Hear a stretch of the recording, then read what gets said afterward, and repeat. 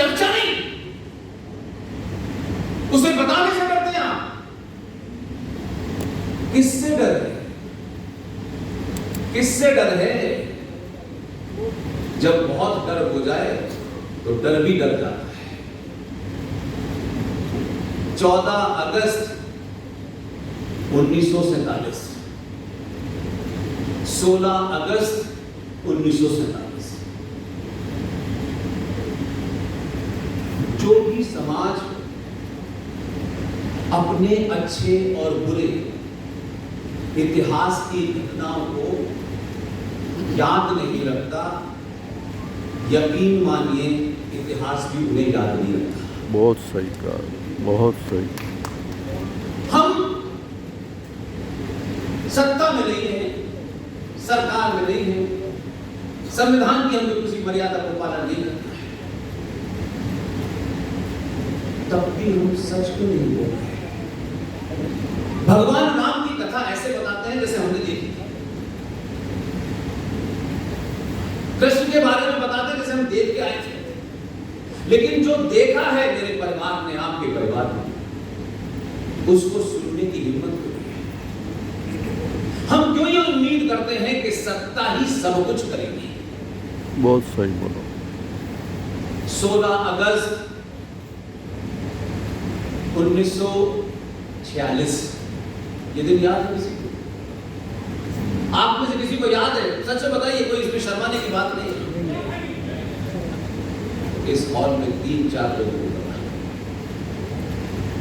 जिसकी तरफ भारत विकास परिषद के बड़े पदाधिकारी इशारा कर रहे थे, ये वही बीमारी है। 16 अगस्त 1946,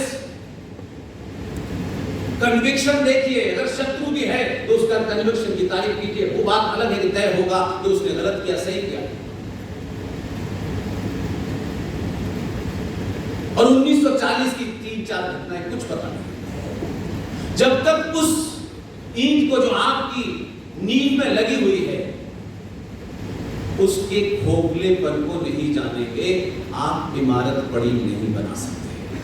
ये तोड़नी ही पड़ेगी इमारत आपको, चाहे आपको कितना भी तकलीफ हो, क्योंकि आपको 1000 साल की इमारत बनानी है तो इसकी बुनियाद में जो झूठ और पाखंड भरा है उसको तोड़ दीजिए, नहीं तो ये चलने वाला नहीं है। तकलीफ होगी, उससे ज्यादा तकलीफ बर्दाश्त होगी, लेकिन एक जनरेशन को ये बर्दाश्त करना पड़ेगा, तब उस असली सनातन भारत में स्थापित हो पाएगा। 1946 की 6 घटनाएं हैं जिसके बारे में बहुत बहुत कम चर्चा होती है।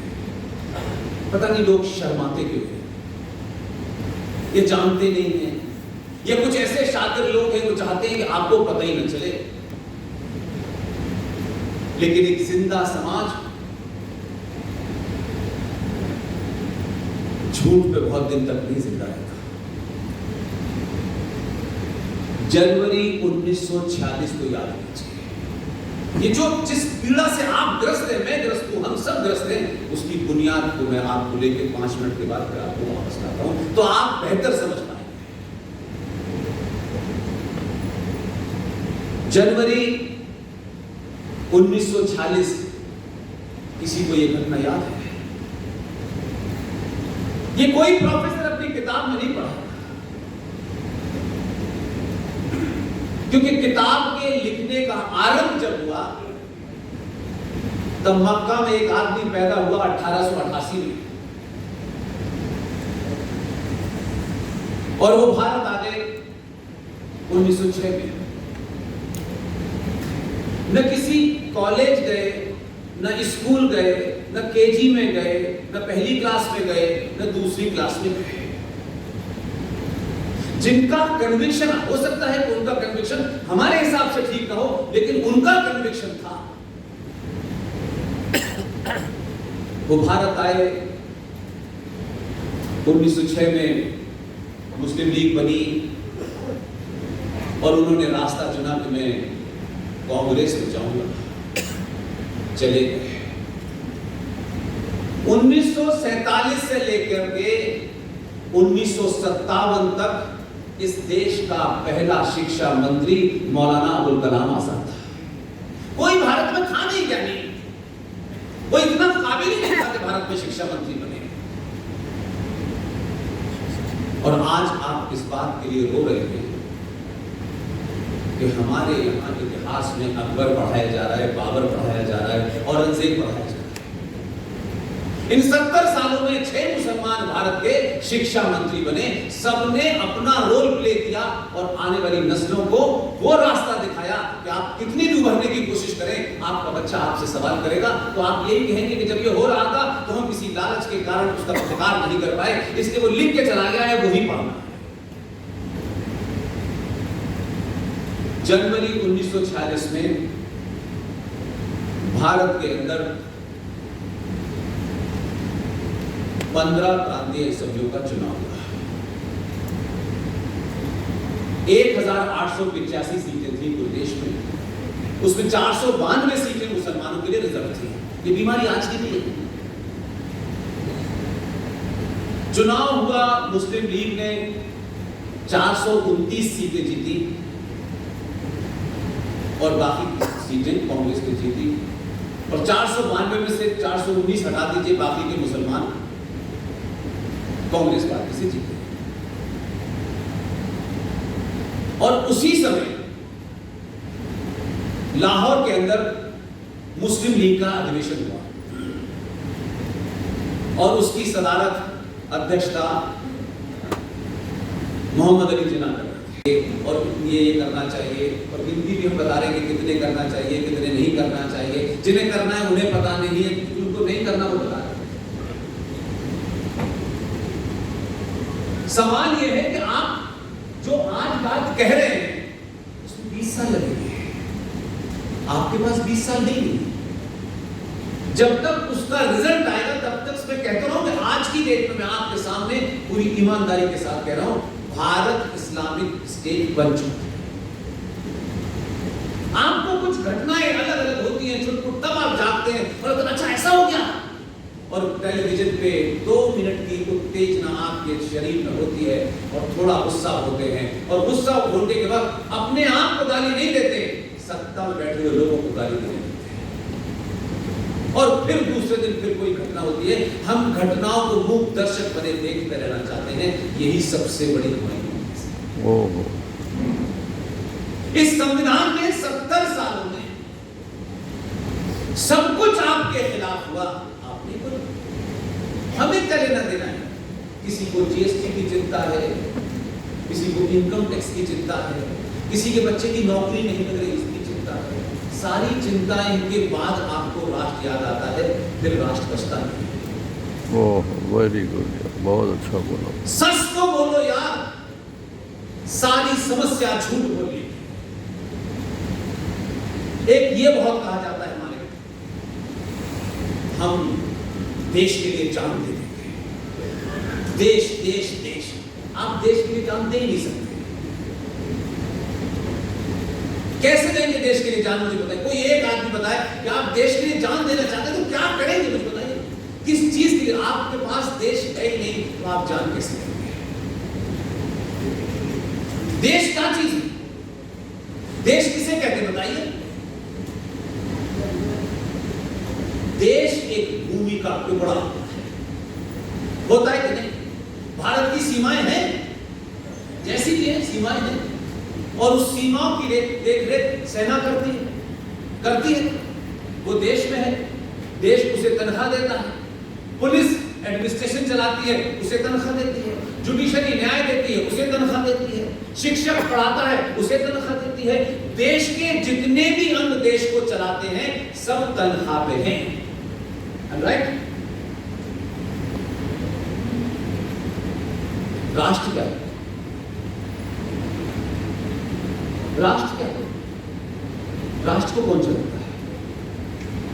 सरकार का काम नहीं है कि आपके मंदिर की देखरेख करे। सरकार का काम नहीं है आपकी आस्थाओं को बचाए।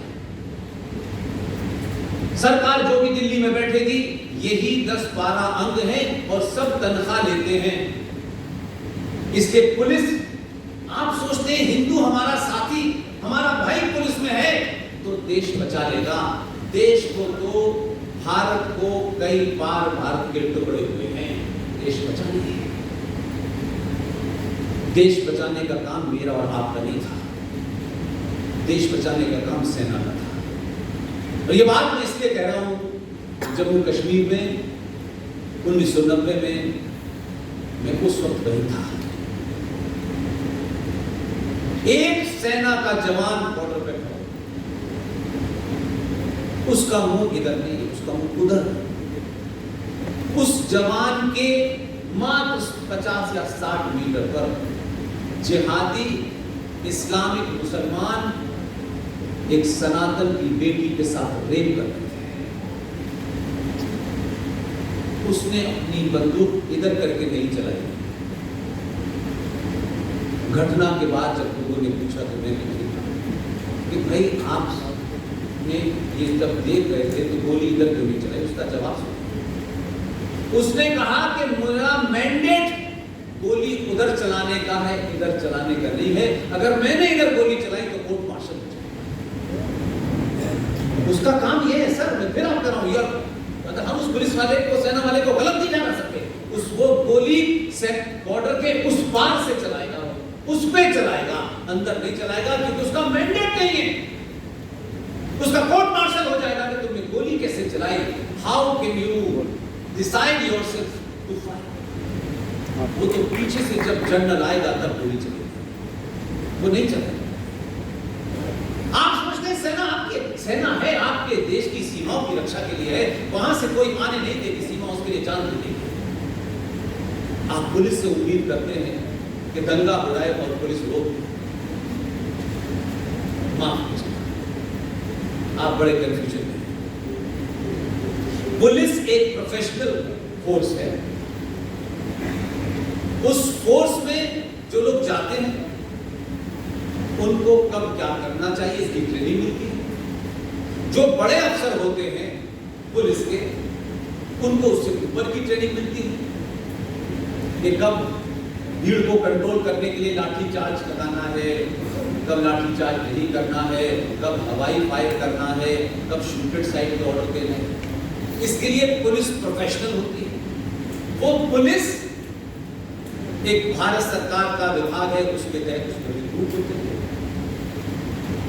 उसमें वो पब्लिक सर्वेंट होती है। वो पुलिस पब्लिक सर्वेंट का मतलब सरकार की सर्वेंट। लेकिन उस पुलिस वाले से पूछिए जरा, मैं जिस शहर में, जिस विश्वविद्यालय में पैदा हुआ हूं, उसके बारे में आप सब जानते हैं। लेकिन उस शहर में 3 साल तक दंगे देखते रहे।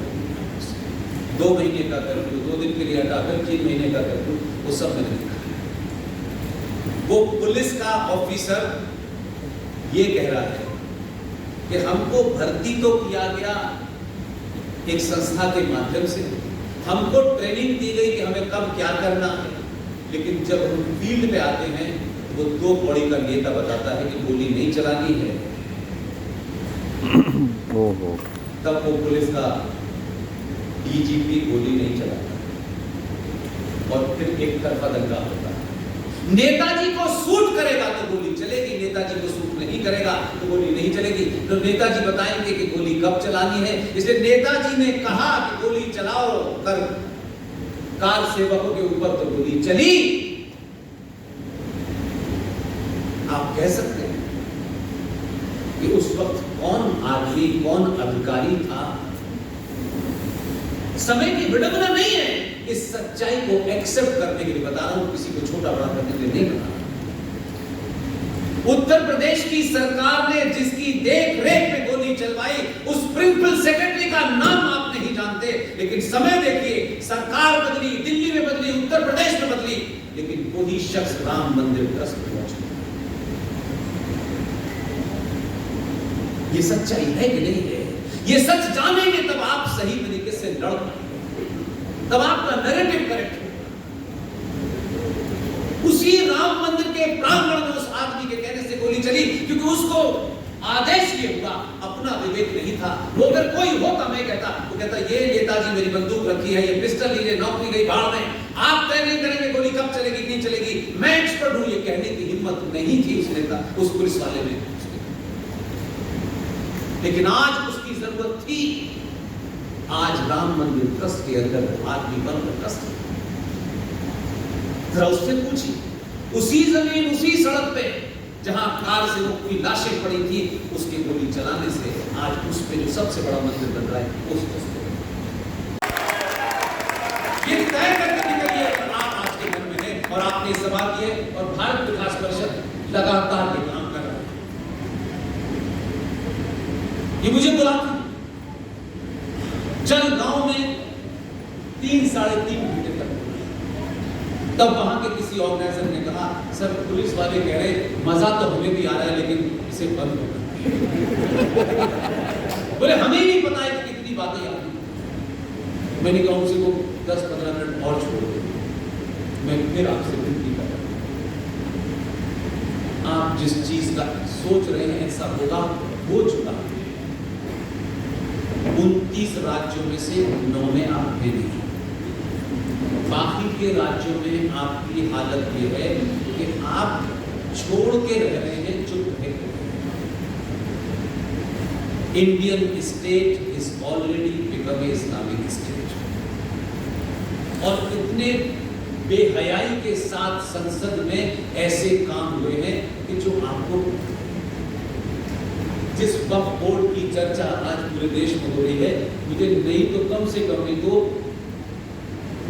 हर सभा में आसान शब्दों में, उर्दू में, इंग्लिश में, हिंदी में ये क्या बला है, कहां से आई है, समझाने की कोशिश किया। लेकिन एक विश्वास जरूर हो गया कि आप अपनी बात कहते रहे, सही समय पे सही लोग सही काम कर देंगे। कोई भी मत, ये संकट महंगाई का सब पे दुनिया पे आता है, हमारे पास में कोई फर्क पड़ने वाला नहीं है। कोई इस बात से आपको नहीं जानेगा कि आप बहुत अमीर आदमी थे, ये जानेगा कि आप किस सभ्यता के लोग थे और कितने सस्ते में बिके और बिकते ना। इसलिए आपने एक नया पाखंड दिया कि चचा फूल वाले 14 नवंबर को पैदा हुए। वो किसी डेट में पैदा हो उसका कोई मतलब तो नहीं, लेकिन किसी ने ये आवाज उठाई कि भाई 14 नवंबर को हुए या 15 को हुए या 16 को हुए, ये विषय नहीं है। लेकिन चचा ने ऐसा कौन सा पुरुषार्थी काम किया था, या वो समुद्र में डुबकी लगा करके वहां से कोई सीप निकाल के लाए थे, या माउंट एवरेस्ट पे चढ़ गए थे, कौन सा ऐसा महान किया कि जिस कार्य से हमारे देश के बच्चों का शौर्य बच गया। जो कार्य उन्होंने किए थे तो उससे तो पूरा समाज संसार जहां देखो वही कुछ न कुछ मिल जाता है। दिन में, रात में, सुबह, कोई एक ही काम करा कुछ और नहीं करता। लेकिन हम जब बच्चों से कहते हैं कि आज जवाहरलाल नेहरू जी का जन्मदिन है, वो देश के पहले प्रधानमंत्री थे, उन्हें बच्चों से प्यार था, मैंने कई बार कहा ये नोशन गलत है, ये नोशन गलत है। आप समझ रहे हैं उन्हें बच्चों से प्यार है। मेरा अपना मानना है, जो मैंने उनका इतिहास पढ़ा है, उन्हीं के ओरिजिनल डॉक्यूमेंट से पढ़ा है, ब्रिटेन की लाइब्रेरियों से निकाल के पढ़ा है, उन बच्चों से प्यार नहीं, वो अपने उन बच्चों में अपने बच्चे ढूंढते थे, वो कहां और मिले नहीं, सालों मुझे मिलते थे कहां। अब जहां जाते हैं वहीं बच्चे होते हैं, आसाम में ढूंढ रहे, केरल में ढूंढ रहे, मिल नहीं पाते। अब बच्चे परेशान नहीं थे, ये चिल्ड्रन डे इसलिए मनाया जाता है, इस बहाने ढूंढ ले कौन सा वाला है। और उन्हें बच्चों से कतई प्यार नहीं था, बच्चों की अम्मी से प्यार।